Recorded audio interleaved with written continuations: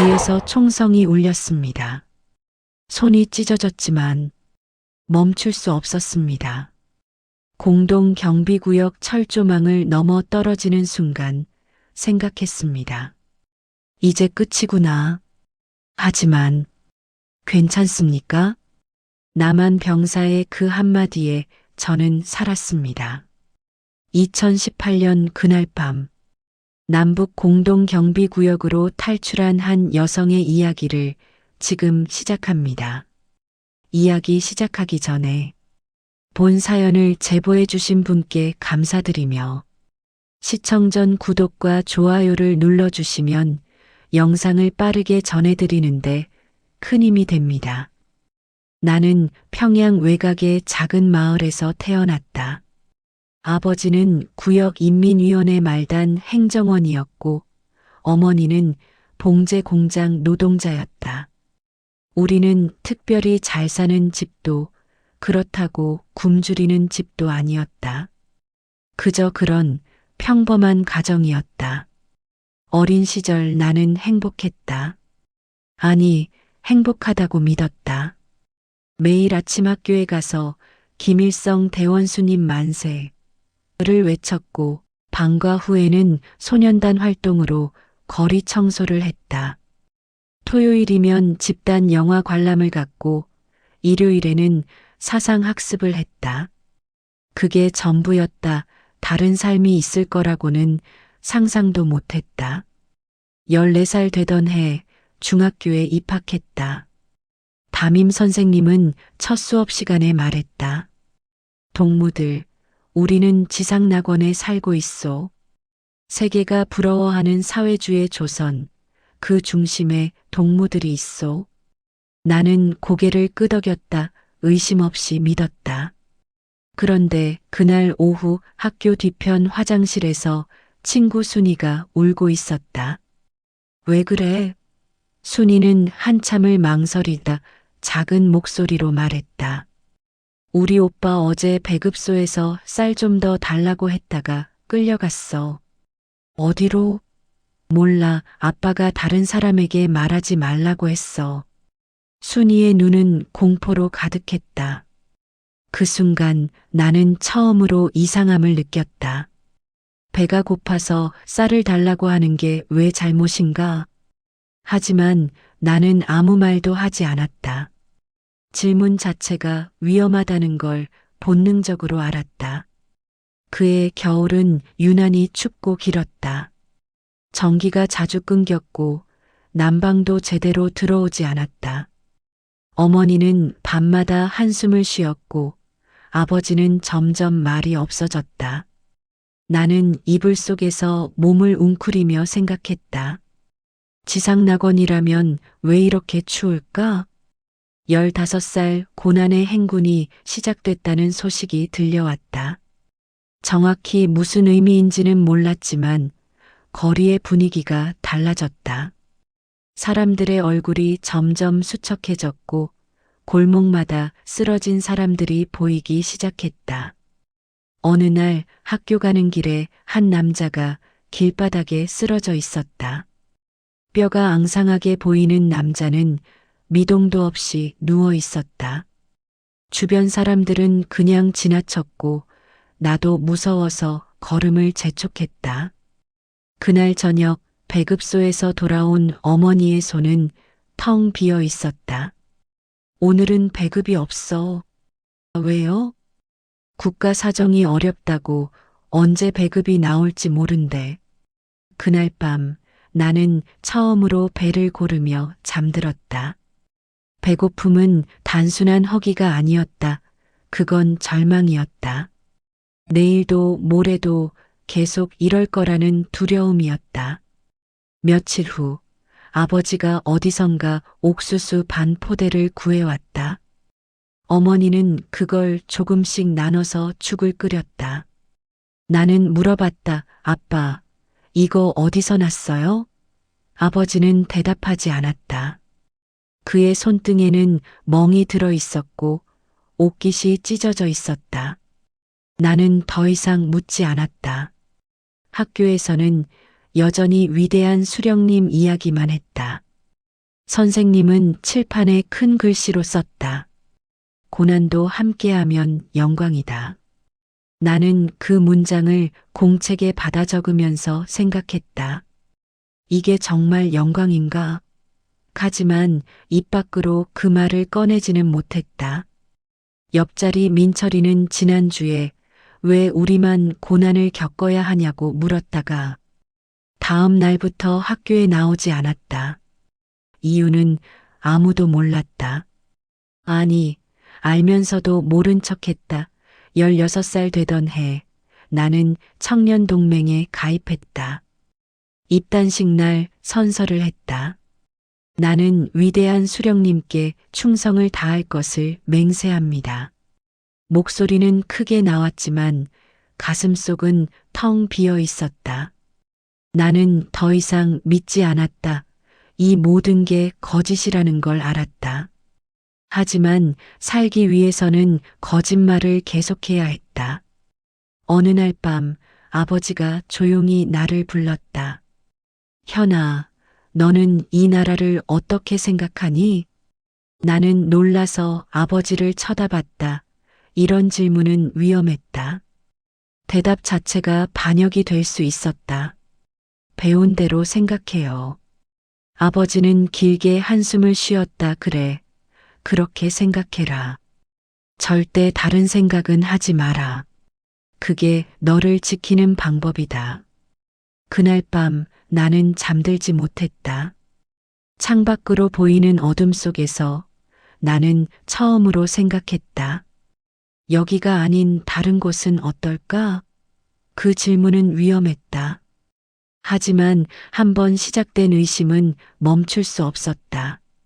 나는 조금씩, 아주 조금씩 진실을 마주하기 시작했다. 이 나라는 지상낙원이 아니었다. 우리는 속고 있었다.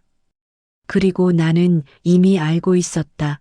다만 인정하기가 두려웠을 뿐이다. 17살 나는 선택을 해야 했다. 아니, 선택당했다. 학교에서 특별 선발이 있었다. 체격 검사, 사상 검증, 가족 성분 조사. 나는 모든 항목을 통과했다. 키 165cm, 시력 1.5, 부치는 당 행정원, 가족 중 반동 전력 없음. 완벽한 조건이었다.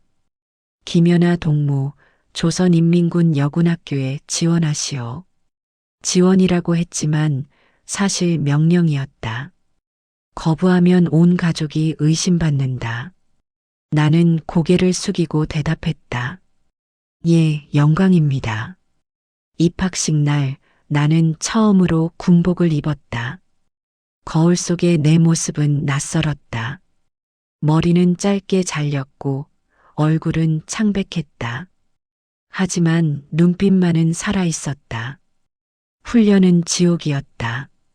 새벽 5시 기상, 10km 구보, 각계 전투 훈련, 사격 훈련, 그리고 끝없는 사상 교육. 밤 11시에 취침하지만 잠은 오지 않았다.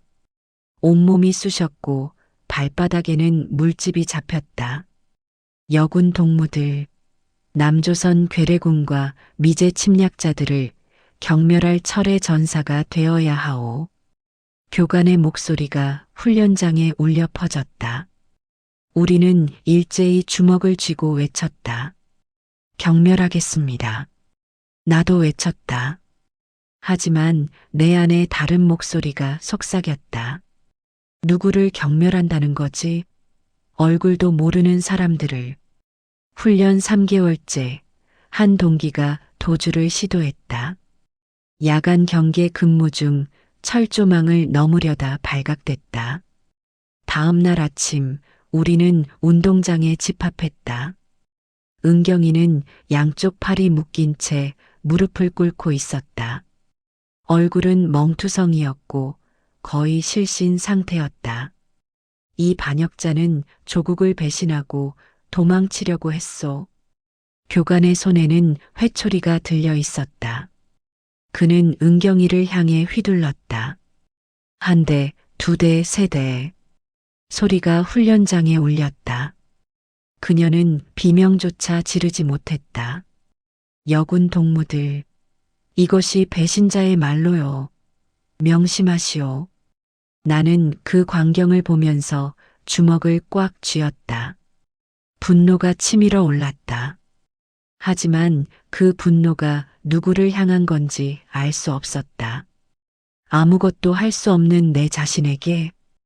그날 밤 나는 이불을 뒤집어 쓰고 눈물을 삼켰다. 훈련 6개월째 성적 우수자 발표가 있었다. 내 이름이 호명됐다. 김연아 동무 종합평가 1등. 특급 전사로 선발되었소. 박수가 쏟아졌다. 나는 무표정하게 경례를 했다. 영광스럽다는 표정을 지어야 했지만 속은 텅 비어 있었다. 19살 나는 공동경비구역 JSA에 배치됐다. 판문점 남과 북이 마주보는 그곳에서 나는 처음으로 남한 병사들을 보았다. 첫 근무날 상급자가 말했다. 절대 눈을 마주치지 마시오.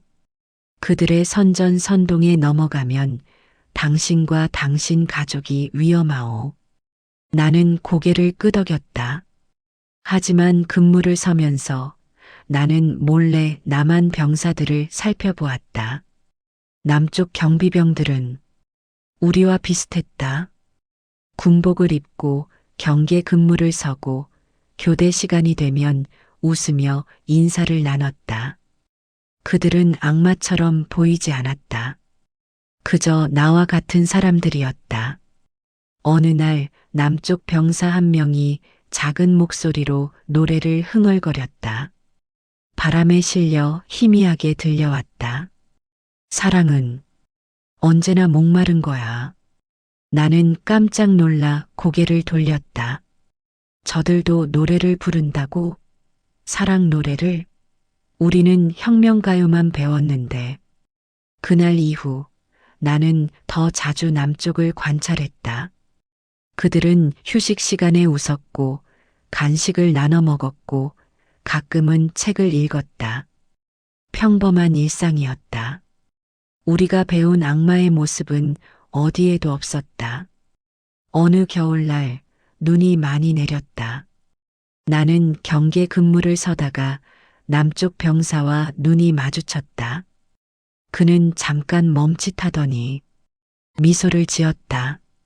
적대적인 미소가 아니었다. 그냥 사람이 사람에게 짓는 그런 미소였다.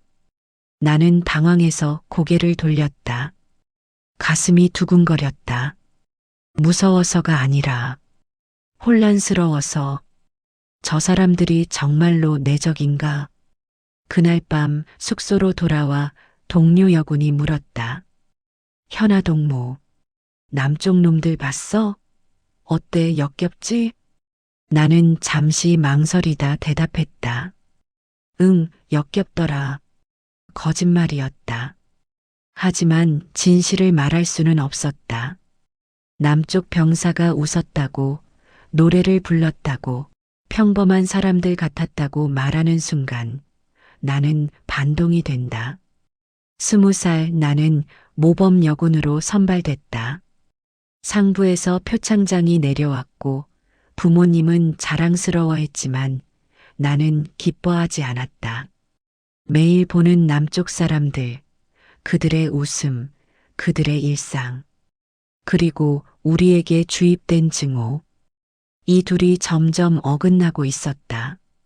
어느 날 정치학습 시간에 교관이 말했다. 남조선 괴뢰군은 우리를 침략하려고 호시탐탐 노리고 있소. 그들은 인간이 아니라 짐승이요. 나는 손을 들었다. 동무, 질문 있소? 아닙니다. 입이 떨어지지 않았다. 제가 본 남쪽 병사들은 짐승처럼 보이지 않았습니다라는 말을 할 수 없었다. 그날 밤 나는 화장실에 숨어서 울었다. 분노가 터져나왔다. 누구에게, 무엇에게, 나도 몰랐다. 그저 모든 게 억울하고 답답하고 미칠 것 같았다. 나는 왜 이렇게 살아야 하지? 왜 생각하는 것조차 죄가 되지? 왜 진실을 말할 수 없지? 21살 되던 해봄 사건이 터졌다. 같은 부대 남자 병사가 탈영을 시도했다. 그는 남쪽으로 넘어가려다 사살됐다. 우리는 그의 시신을 운동장에서 봐야 했다. 경고의 의미로 그날 밤 나는 결심했다.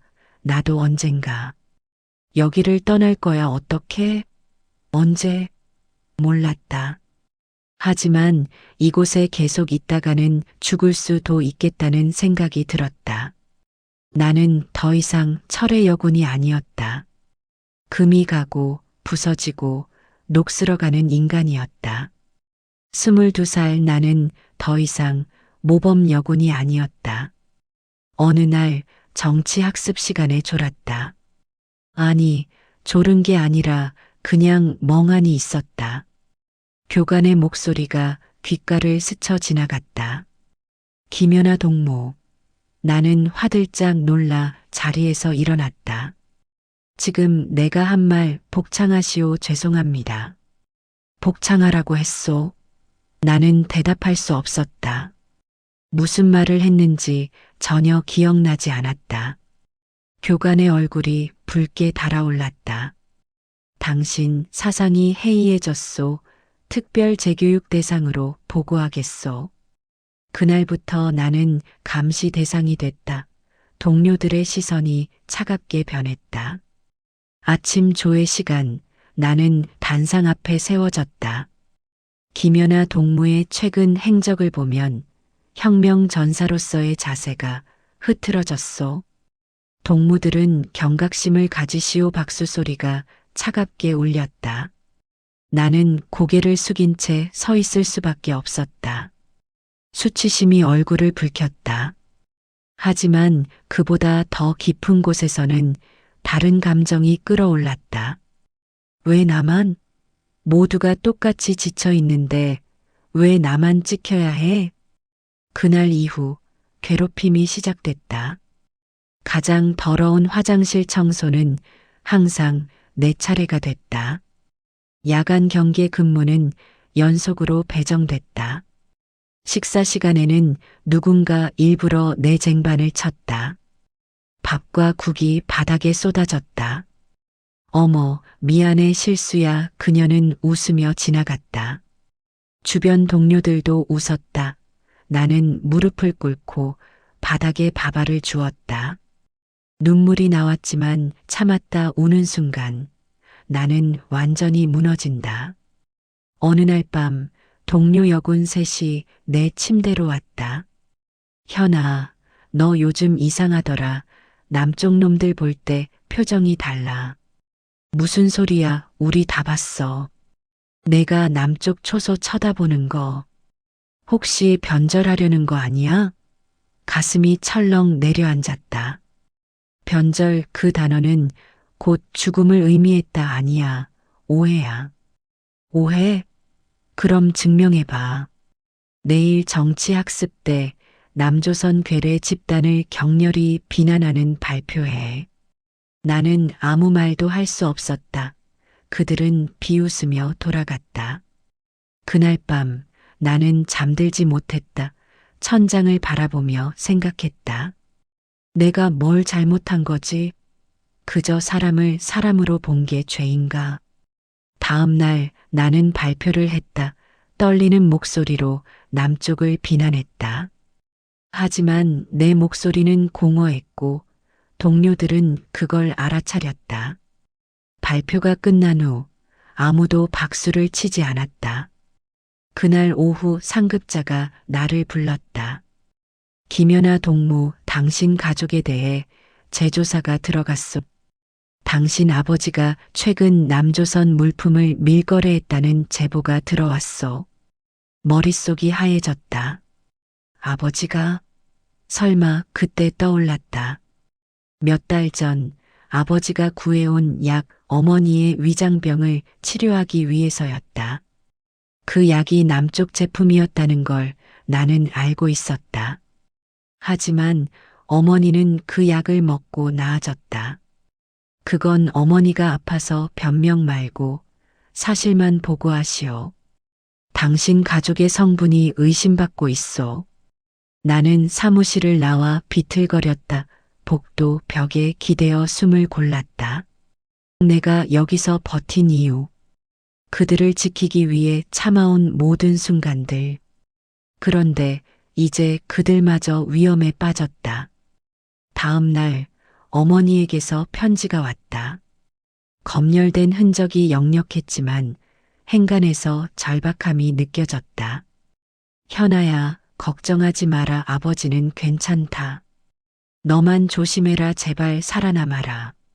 살아남아라. 그 단어가 가슴에 꽂혔다. 어머니는 알고 있었다. 이 상황이 얼마나 위험한지. 그날 밤 나는 처음으로 구체적으로 생각했다. 탈출 더 이상 선택이 아니라 필수였다. 여기 남으면 나도 가족도 무너진다. 하지만 어떻게? JSA에서 근무하며 본 남쪽 철책선은 삼엄했다. 지뢰밭, 철조망, 감시, 카메라 한 발만 잘못 디뎌도 즉사다. 며칠 후 운명적인 순간이 찾아왔다. 야간 경계 근무 중 무전기에서 긴급 통신이 들렸다. 제3초소, 이상 없소? 나는 망원경으로 철책선을 훑었다. 그때 희미한 인형이 보였다. 누군가 철조망을 기어오르고 있었다. 탈북자였다. 내 손은 무전기를 향했다. 보고해야 했다. 그게 내 임무였다. 하지만 손이 떨렸다. 저 사람은 나와 같은 사람이다. 자유를 찾아 목숨을 거는 사람. 나는 무전기를 내려놓았다. 1분, 2분, 3분. 나는 침묵했다. 그 사이 그 사람은 철조망을 넘었다. 남쪽 조명이 켜졌고 남쪽 병사들이 그를 구출했다. 나는 망원경을 내려놓고 숨을 몰아쉬었다. 방금 나는 큰 죄를 저질렀다. 탈북자를 방조한 것. 발각되면 총살이다. 하지만 이상하게 후회는 없었다. 오히려 가슴이 뛰었다. 처음으로 내가 선택했다. 내 양심을 따랐다. 그날 밤 나는 결심을 굳혔다. 나도 갈 거야. 저 철조망 너머로. 다음 날 어머니에게서 또 편지가 왔다. 이번엔 더 절박했다. 현아야, 아버지가 끌려갔다. 어디로 갔는지 모르겠다. 너는 절대 이상한 행동하지 마라. 살아만 있어라. 편지를 읽는 순간 눈물이 쏟아졌다. 아버지, 늘 나를 지켜주던 아버지가 끌려갔다. 아마도 정치범 수용소로. 나는 편지를 찢었다. 아니, 찢어야 했다. 이런 편지를 가지고 있는 것 자체가 증거가 된다. 하지만 마지막 한 줄은 찢지 못하고 숨겼다. 엄마는 너를 사랑한다. 그날 밤 나는 모든 걸 정리했다. 탈출 계획을 세웠다. 다음 주 야간 근무 때 교대 시간 틈을 노려 철조망을 넘는다.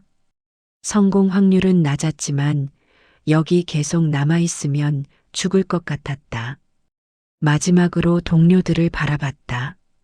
그들은 여전히 나를 감시하고 비웃고 괴롭혔다. 하지만 나는 더 이상 화나지 않았다. 그들도 피해자였다. 어느 날 아침 조회 시간에 또 내 이름이 호명됐다. 김연아 동무 앞으로. 나는 단상 앞에 섰다. 교관이 말했다. 당신의 아버지가 반동행위로 체포됐소. 따라서 당신도 사상 검증을 다시 받을 것이오. 숨이 막혔다. 사상 검증, 그건 고문과 다름없었다. 나는 결코 통과하지 못할 것이다.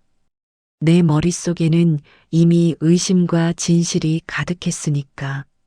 그날 밤 나는 더 이상 기다리지 않기로 했다. 오늘 밤 지금 아니면 영원히 기회는 없어. 야간 경계 근무에 나갔다. 손에는 미리 준비한 작은 칼과 장갑이 쥐어져 있었다. 철조망을 자르기 위해서 자정이 지나고 교대 시간 10분 전. 나는 초소를 벗어났다. 어둠 속으로 걸었다. 한 걸음, 두 걸음 뒤에서 누가 부르는 소리가 들렸다. 거기 누구요? 나는 뛰기 시작했다. 총성이 울렸다. 귓가를 스치는 총알 소리. 나는 넘어졌다. 무릎이 찢어졌지만 다시 일어났다. 철조망이 보였다. 나는 장갑을 끼고 올라갔다. 철조망이 살을 파고들었다. 피가 흘렀지만 멈추지 않았다. 뒤에서 또 총성이 울렸다. 나는 철조망을 넘어 굴러 떨어졌다. 땅에 부딪히는 순간 정신이 아득해졌다. 눈을 떴을 때 눈앞에 남쪽 군복을 입은 병사가 있었다. 그는 총을 겨누고 있었지만 눈빛은 놀라움으로 가득했다. 괜찮습니까? 나는 입을 열었다. 목소리가 나오지 않았다. 다시 한번 시도했다. 도와주세요. 그 순간 나는 무너졌다. 모든 게 쏟아져 나왔다.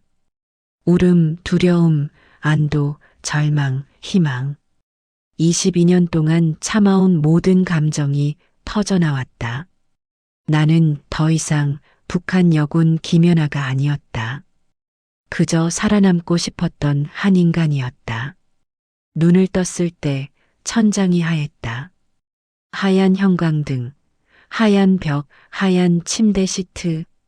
북에서는 본 적 없는 깨끗함이었다. 나는 몸을 일으키려 했지만 온몸이 쑤셨다. 팔에는 링거줄이 꽂혀 있었고 무릎과 손에는 붕대가 감겨 있었다. 깨어났군요. 낯선 남자가 의자에 앉아 있었다. 양복을 입고 서류 가방을 무릎에 올려놓은 채 그의 표정은 무덤덤했다. 여기가 어디죠? 남한입니다. 정확히는 국가정보원 보호시설. 남한. 그 단어가 귓가에 울렸다. 나는 정말 넘어온 것이다. 철조망을, 총알을, 죽음을 넘어서 이제부터 조사가 시작됩니다. 협조해 주시기 바랍니다. 협조. 그 말이 낯설지 않았다. 북에서도 늘 들었던 단어였다. 협조하지 않으면 의심받는다. 나는 고개를 끄덕였다. 조사는 다음 날부터 시작됐다. 작은 방, 테이블 하나, 녹음기, 그리고 조사관 2명. 그들은 친절했지만 눈빛은 날카로웠다. 이름이 무엇입니까? 김연아입니다. 출신 지역은 평양 외곽, 송림구역입니다. 가족관계는 아버지 김철수, 어머니 박순희, 남동생 김민철. 목소리가 떨렸다. 가족. 나는 그들을 두고 왔다. 아버지는 어디 끌려갔는지 모르고 어머니와 동생은 지금 무슨 고초를 겪고 있을지. 괜찮습니까? 조사관이 물티슈를 건넸다. 나는 그제야 눈물이 흐르고 있다는 걸 깨달았다. 죄송합니다. 천천히 하셔도 됩니다. 우리는 당신을 도우려는 겁니다. 도우려는 것. 북에서는 한 번도 들어본 적 없는 말이었다. 거기서는 항상 감시, 검열, 보고였다. 도움이란 없었다. 조사는 3일간 계속됐다. 내 출신, 경력, 탈출 이유, 탈출 경로.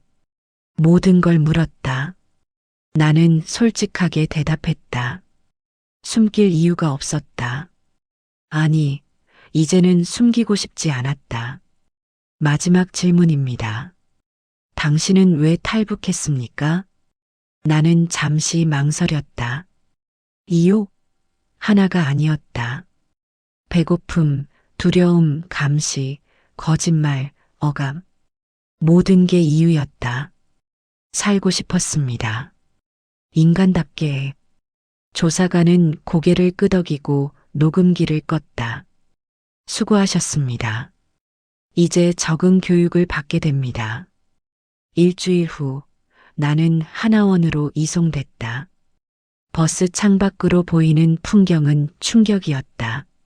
높은 빌딩, 달리는 자동차, 화려한 간판들. 사람들은 웃으며 걸었고 아이들은 깔깔거리며 뛰어다녔다.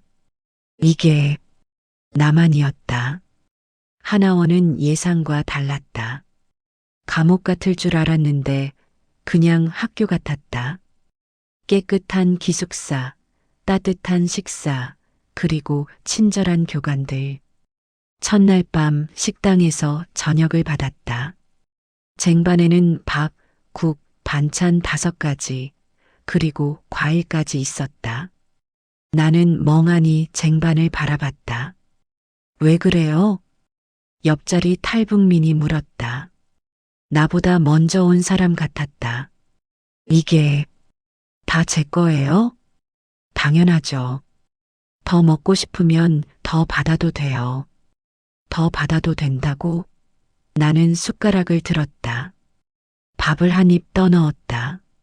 쌀밥이었다. 잡곡이 아닌 순수한 쌀밥. 눈물이 났다. 괜찮아요? 네, 괜찮아요. 나는 천천히 밥을 먹었다. 한 숟가락 한 숟가락이 감사했다. 22년 만에 처음으로 배불리 먹었다. 교육은 다음 날부터 시작됐다. 한국어, 사회제도, 법률, 취업준비. 모든 게 낯설었다. 가장 충격적이었던 건 경제 수업이었다. 여러분, 한국의 1인당 GDP는 북한의 약 30배입니다. 교관이 칠판에 숫자를 적었다. 나는 눈을 의심했다. 30배? 우리는 나만이 가난하다고 배웠다. 미국의 식민지라서 굶주린다고. 하지만 숫자는 거짓말을 하지 않았다. 그리고 이건 남한에서 제공하는 쌀 지원 물량입니다. 스크린에 표가 떴다. 1995년부터 2017년까지 남한이 북한에 보낸 식량 지원 내역. 수백만 톤의 쌀, 옥수수, 밀가루. 나는 숨이 막혔다. 남조선이 독극물을 보냈다고 배웠다. 우리를 죽이려고 한다고 했다. 하지만 진실은 정반대였다. 그들은 우리에게 식량을 보냈다. 우리를 살리려고. 그럼 우리가 굶주린 이유는? 누가 그 쌀을 가로챘나? 왜 평양 간부들만 살이 쪘나? 나는 손을 들었다. 그 쌀은 어디로 갔나요? 교관은 잠시 침묵했다. 그의 눈빛이 안타까워 보였다. 대부분 군부대와 당 간부들에게 갔습니다. 일반 주민들에게는 거의 전달되지 않았어요. 교실이 조용해졌다. 모두가 같은 생각을 하고 있었다. 우리는 속았다. 철저하게. 그날 밤 나는 잠들지 못했다. 머릿속이 복잡했다. 22년간 믿었던 모든 것들이 거짓이었다. 남한은 적이 아니었다. 미국은 침략자가 아니었다. 오히려 우리를 억압한 건 우리 정권이었다. 분노가 치밀어 올랐다. 하지만 누구에게 화를 내야 할지 몰랐다. 김일성? 김정일? 당? 아니면 아무것도 모르고 살았던 나 자신? 다음 날 한국 현대사 수업이 있었다. 6.25 전쟁은 북한의 남침으로 시작됐습니다. 나는 얼어붙었다. 북침? 우리는 남침이라고 배웠다. 남조선 괴뢰들이 먼저 쳐들어왔다고. 하지만 교관은 자료를 보여줬다. 유엔 문서, 증언, 사진들. 모든 증거가 북한의 남침을 가리켰다. 나는 책상을 움켜쥐었다. 손에 힘이 들어가 손톱이 하얗게 변했다. 우리가 먼저 침략했다고? 그럼 전쟁으로 죽은 수백만 명은? 그 책임은 누구에게 있나? 나는 눈을 감았다. 진실의 무게가 너무 무거웠다. 3주째 외부 체험 학습이 있었다. 서울 시내를 돌아보는 프로그램이었다. 버스에서 내려 거리를 걸었다. 명동이라는 곳이었다. 사람들로 북적였고 가게마다 불빛이 환했다. 나는 넋을 잃고 주변을 둘러봤다. 저기 커피 한 잔 하실래요? 교관이 카페를 가리켰다. 나는 고개를 끄덕이고 따라 들어갔다. 메뉴판을 보는 순간 당황했다. 아메리카노, 카페라떼, 카푸치노? 뭘 드릴까요? 알바생이 웃으며 물었다. 나는 아무 말도 못하고 서 있었다. 이렇게 많은 선택지가 있다는 것 자체가 혼란스러웠다. 북에서는 선택이 없었다. 주는 대로 받는 게 전부였다. 아메리카노요. 커피가 나왔다. 나는 조심스럽게 한 모금 마셨다. 쓰고 진하고 따뜻했다. 이상하게 눈물이 났다. 괜찮아요? 교관이 물었다. 나는 고개를 끄덕였다. 네. 그냥 이게 꿈 같아서요. 밖으로 나와 거리를 걸었다. 사람들은 자유롭게 웃고 떠들고 핸드폰을 보고 쇼핑을 했다. 아무도 감시하지 않았다. 아무도 두려워하지 않았다. 한 젊은 커플이 길거리에서 포옹했다. 북에서는 상상도 못할 광경이었다. 거기서는 공공장소에서 애정 표현을 하면 즉시 단속된다. 나는 멈춰서서 그들을 바라봤다. 그들은 그냥 사랑하고 있었다.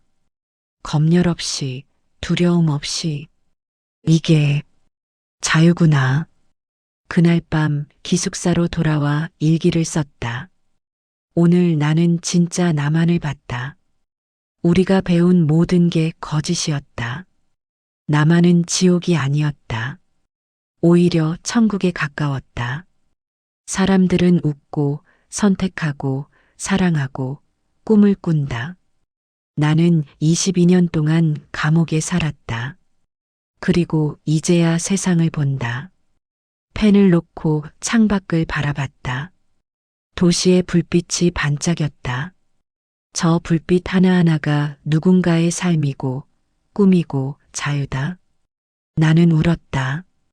기쁨과 슬픔이 뒤섞인 눈물이었다. 기쁜 건 이제 자유롭다는 것. 슬픈 건 22년을 잃었다는 것. 그리고 북에 남은 가족들을. 4주째 심리 상담이 시작됐다. 상담사는 부드러운 목소리로 물었다. 현아 씨, 지금 가장 힘든 게 뭔가요? 나는 한참을 생각하다 대답했다. 죄책감이요. 죄책감? 네. 나만 여기 왔다는 게. 가족들은 아직 저기 있는데 나만 따뜻하고 배불리 먹고 자유롭다는 게 죄스러워요. 상담사는 고개를 끄덕였다. 그건 자연스러운 감정이에요. 많은 탈북민들이 느끼는 거예요. 하지만 현아 씨, 당신이 여기서 잘 사는 게 가족을 배신하는 게 아니에요. 오히려 증명하는 거예요. 더 나은 삶이 가능하다는 걸. 나는 눈물을 닦았다. 언젠가 가족을 데려올 수 있을까요? 노력하면 가능해요. 시간이 걸리겠지만 그날 이후 나는 목표가 생겼다. 여기서 잘 살아서 언젠가 가족을 구하는 것. 그게 내가 살아야 하는 이유였다. 3개월째 하나원 수료식이 있었다. 수료증을 받으며 나는 다짐했다. 이제 진짜 시작이다. 나만 사회에 적응하고 일자리를 구하고 자립하는 것. 쉽지 않을 것이다. 하지만 이미 철조망을 넘었다. 이제 못 넘을 벽은 없다. 하나원을 나서는 순간 햇빛이 눈부셨다. 나는 고개를 들어 하늘을 바라봤다. 같은 하늘이지만 이제는 다르게 보였다. 자유의 하늘이었다. 1년이 지났다. 나는 아직도 가끔 악몽을 꾼다. 철조망을 넘다 떨어지는 꿈, 다시 북으로 끌려가는 꿈, 가족을 찾아 헤매는 꿈. 깨어나면 숨이 막히고 식은 땀이 흐른다. 하지만 이제는 안다. 그건 꿈이고 나는 여기 있다. 안전한 곳에. 오늘은 특별한 날이다. 대학 입학식 날. 거울 앞에 섰다. 정장을 입고 머리를 단정하게 묶었다. 23세 대학 신입생. 조금 늦었지만 포기하지 않았다. 민준이 문자를 보냈다. 현아 씨, 축하해요. 오늘 저녁에 축하해 줄게요. 기다리고 있을게요. 나는 미소 지으며 답장했다. 고마워요. 조금만 기다려 주세요. 문을 나서며 뒤돌아봤다. 벽에 붙은 가족 사진. 하나원에서 나올 때 가져온 유일한 사진. 희미하고 낡았지만 나는 매일 아침 이 사진을 본다. 엄마, 민철아. 잘 지내고 있어요. 언젠가 꼭 다시 만날 거예요. 속삭이고 문을 닫았다. 지하철을 탔다. 처음엔 무서웠다. 너무 많은 사람, 너무 빠른 속도. 하지만 이제는 익숙하다. 이어폰을 끼고 음악을 들으며 창밖을 바라본다. 사랑은 언제나 목마른 거야. 그때 철조망 너머에서 들었던 노래. 지금은 내가 직접 듣고 있다. 자유롭게. 대학 캠퍼스에 도착했다. 벚꽃이 흩날리고 학생들이 웃으며 걸어간다. 나도 그들 사이를 걷는다. 더 이상 감시받지 않는, 의심받지 않는 그냥 평범한 대학생으로 입학식장에 들어갔다. 수백 명의 신입생이 앉아 있다. 나는 뒤쪽 자리에 앉았다. 총장의 축사가 시작됐다. 여러분은 이제 자유롭게 생각하고 질문하고 도전할 수 있습니다. 그것이 대학이 주는 가장 큰 선물입니다. 자유롭게 질문할 수 있다. 그 말이 가슴에 박혔다. 북에서는 질문이 죄였다. 하지만 여기서는 권리다. 입학식이 끝나고 캠퍼스를 걸었다. 도서관 앞을 지나는데 한 학생이 말을 걸었다. 혹시 신입생이세요? 네, 맞아요. 저도요. 같이 점심 먹을래요? 나는 잠시 망설였다. 북에서는 낯선 사람과 쉽게 친해지면 안 됐다. 의심받는다. 하지만 여기는 다르다. 네, 좋아요. 우리는 학생 식당으로 갔다. 그녀는 수다스러웠고 친절했다. 전공 이야기, 동아리 이야기, 꿈 이야기를 나눴다. 언니는 왜 이과 선택했어요? 나는 잠시 생각했다. 사람들을 돕고 싶어서요. 상처받은 사람들을. 멋지다. 언니 좋은 상담사 될 것 같아요. 그녀는 웃었다. 나도 웃었다. 처음으로 내 미래를 긍정적으로 상상하는 누군가를 만났다. 저녁 민준과 약속 장소에서 만났다. 축하해요. 대학생이 된 거. 그는 꽃다발을 건넸다. 장미와 백합이 섞인 예쁜 꽃다발이었다. 나는 꽃을 받아 안았다. 처음 받는 꽃다발이었다. 향기가 좋았다. 어땠어요? 첫날? 좋았어요. 새로운 친구도 사귀었어요. 잘 됐네요. 현아 씨 정말 대단해요. 1년 만에 여기까지. 민준의 눈빛이 따뜻했다. 나는 고개를 숙였다. 민준 씨 덕분이에요. 민준 씨가 없었으면 포기했을 거예요. 아니에요. 현아 씨 혼자 힘으로 한 거예요. 저는 그냥 옆에 있었을 뿐이에요. 우리는 레스토랑에 앉았다. 메뉴판을 보며 민준이 물었다. 뭐 먹고 싶어요? 파스타?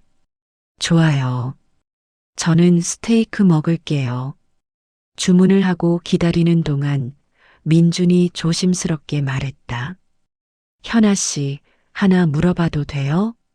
네, 물어보세요. 가족, 소식은 없어요? 가슴이 철렁했다. 가족, 1년 동안 소식이 없었다. 국정원을 통해 알아보려 했지만 북한 내부 정보는 접근하기 어렵다고 했다. 없어요. 어머니가 어디 계신지, 동생은 무사한지, 아무것도 몰라요. 힘들겠어요. 힘들죠. 하지만 여기서 잘 사는 게 제가 할 수 있는 최선이에요. 언젠가 만나면 자랑스러운 모습으로 만나고 싶어요. 민주는 고개를 끄덕였다. 음식이 나왔다. 우리는 천천히 식사를 했다. 민준 씨, 네, 고마워요. 정말로. 또 왜 그래요? 그냥 제 얘기를 들어줘서, 이해해줘서, 포기하지 않고 기다려줘서. 민주는 미소 지었다. 현아 씨, 저도 배워요. 당신한테서 용기를, 희망을. 우리는 눈을 마주쳤다. 말이 필요 없었다. 이 순간이 충분했다. 식사 후 우리는 다시 한강으로 갔다. 밤의 한강은 낮과 또 달랐다. 불빛이 물에 반사되고 바람이 부드러웠다. 여기 좋아해요? 네, 여기 오면 마음이 편해져요. 우리는 벤치에 앉았다. 민준이 말했다. 현아 씨, 저 하나 고백할 게 있어요. 고백? 심장이 두근거렸다. 민주는 진지한 표정으로 나를 봤다. 그날 철조망에서 당신을 본 순간 저는 알았어요. 이 사람을 도와야겠다고. 그게 제 인생에서 가장 중요한 순간이 될 거라고. 민준 씨, 그리고 지금 1년이 지나서 저는 확신해요. 당신을 만난 게 제 인생 최고의 행운이라는 거. 눈물이 났다. 하지만 슬픔이 아니었다. 행복의 눈물이었다. 저도요. 민준 씨를 만나지 못했다면 저는 여기 없었을 거예요. 민준은 조심스럽게 내 손을 잡았다. 현아 씨, 저랑 계속 함께 해줄래요? 나는 울면서 웃었다. 네, 함께 할게요. 우리는 포옹했다. 강물 소리, 바람 소리, 그리고 우리의 심장 소리. 모든 게 완벽한 순간이었다. 집으로 돌아오는 길, 나는 하늘을 올려다봤다. 별이 반짝이고 있었다. 북에서 본 별과 같은 별. 하지만 이제는 다르게 보였다. 자유의 별이었다. 집에 들어와 책상에 앉았다. 노트를 꺼내 펜을 들었다. 나는 요즘 일기를 쓴다. 매일 밤 오늘 있었던 일을 적는다. 2019년 3월 2일. 오늘 나는 대학생이 됐다. 22년 만에 처음으로 꿈을 이뤘다. 여전히 가족이 그립고 악몽을 꾸지만 나는 행복하다. 여기서 이 순간 펜을 놓고 창밖을 바라봤다. 도시의 불빛이 반짝이고 있었다. 저 불빛 속 어딘가에 민준이 있고 새로운 친구가 있고 내 미래가 있다. 나는 더 이상 북한 여군 김연아가 아니었다. 나는 대학생 김연아였다. 꿈을 꾸는 사랑하는 자유로운 사람. 벽에 가족 사진을 다시 봤다. 엄마, 저 잘 살고 있어요. 힘들지만 행복해요. 언젠가 꼭 다시 만나요. 그때까지 저는 여기서 잘 살게요. 엄마가 자랑스러워할 수 있게. 속삭이고 불을 껐다. 침대에 누워 눈을 감았다. 오늘은 악몽을 꾸지 않을 것 같았다. 대학을 졸업하고 몇 년 후 나는 상담센터 소장이 됐다. 희망의 달이라는 이름의 탈북민 지원센터. 매일 새로운 탈북민들을 만나고 그들의 이야기를 듣고 함께 울고 웃는다. 오늘도 한 여성이 상담실 문을 열고 들어왔다. 20살쯤 돼 보이는 불안한 눈빛의 여성. 안녕하세요. 앉으세요. 그녀는 조심스럽게 앉았다. 손을 꼭 쥐고 있었다. 긴장하지 마세요.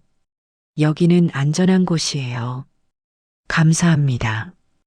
이름이 뭐예요? 박수진입니다. 수진 씨, 언제 넘어왔어요? 한 달 전이요. 많이 힘들었죠? 그녀는 고개를 끄덕이며 눈물을 흘렸다. 나는 티슈를 건넸다. 괜찮아요. 울어도 돼요.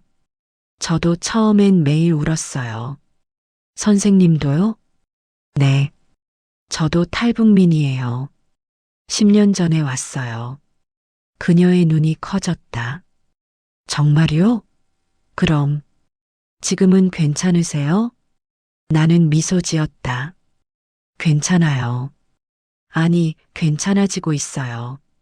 완벽하지는 않지만 매일 조금씩 나아지고 있어요. 수진 씨도 그럴 거예요. 저도 잘 살 수 있을까요? 물론이에요. 시간이 걸리겠지만 포기하지 않으면 가능해요. 그녀는 처음으로 희망의 빛을 띤 눈으로 나를 봤다. 상담이 끝나고 나는 창밖을 바라봤다. 벚꽃이 흩날리고 있었다. 10년 전 내가 처음 대학에 입학했을 때도 이렇게 벚꽃이 흩날렸다. 핸드폰이 울렸다. 민준이었다. 여보, 저녁 뭐 먹을까요? 오늘은 당신이 고르세요. 그럼 집에서 먹을까요? 제가 요리할게요. 좋아요. 사랑해요. 저도 사랑해요. 전화를 끊고 가방을 챙겼다. 책상 위에 액자를 봤다. 결혼식 사진. 3년 전 민준과 나는 결혼했다. 작은 결혼식이었지만 완벽했다. 그 옆에 또 다른 액자가 있었다. 작년에 찍은 사진. 나, 민준, 그리고 어머니. 작년 겨울 기적이 일어났다. 어머니가 중국을 거쳐 남한으로 넘어왔다. 10년 만에 재회였다. 공항에서 어머니를 봤을 때 나는 그 자리에 주저앉아 울었다. 엄마, 현아야. 우리는 한참을 안고 울었다. 말이 필요 없었다. 그저 살아있다는 것, 다시 만났다는 것만으로 충분했다. 어머니는 지금 내 집 근처에 살고 있다. 매주 일요일마다 만나 밥을 먹고 산책을 하고 이야기를 나눈다. 동생은 아직 북에 있다. 하지만 나는 포기하지 않는다. 언젠가 동생도 데려올 것이다. 센터를 나서며 하늘을 올려다봤다. 해가 지고 있었다. 주황빛 하늘, 흩날리는 벚꽃, 그리고 자유롭게 걷는 사람들. 나는 이 모든 게 꿈만 같다. 10년 전 철조망을 넘을 때 나는 몰랐다. 내가 이렇게 행복해질 수 있을 거라고는.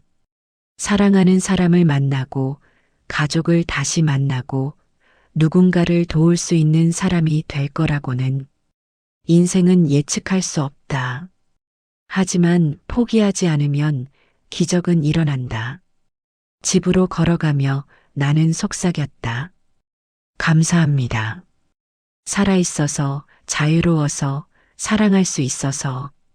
그리고 미소 지었다. 철조망 너머의 삶은 계속된다. 더 아름답게, 더 희망차게. 센터 강당에 많은 사람들이 모였다. 오늘은 특별한 날이다. 탈북민 정착 지원 10주년 기념식. 나는 무대에 섰다. 수백 명의 사람들이 나를 바라보고 있었다. 떨렸지만 더 이상 두렵지 않았다. 마이크를 잡고 말했다. 안녕하세요. 저는 김연아입니다. 11년 전 저는 죽음을 각오하고 철조망을 넘었습니다. 청중이 조용해졌다. 그때 저는 몰랐습니다. 제가 이렇게 많은 사람들 앞에 서게 될 줄은, 제 이야기를 할 수 있게 될 줄은. 목소리가 떨렸지만 계속했다. 저는 여러분께 말하고 싶습니다. 포기하지 마세요.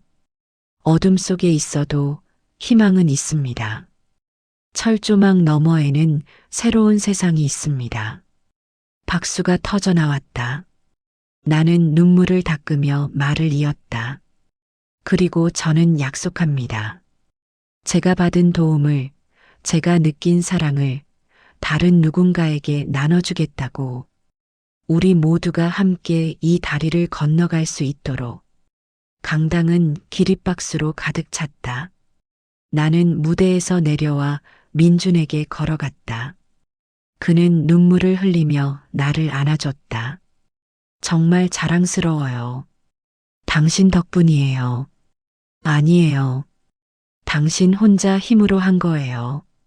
행사가 끝나고 나는 센터 옥상으로 올라갔다. 서울의 야경이 펼쳐져 있었다. 수많은 불빛, 수많은 삶, 수많은 꿈. 휴대폰을 꺼내 통화 버튼을 눌렀다. 엄마, 저예요. 현아야, 어땠니?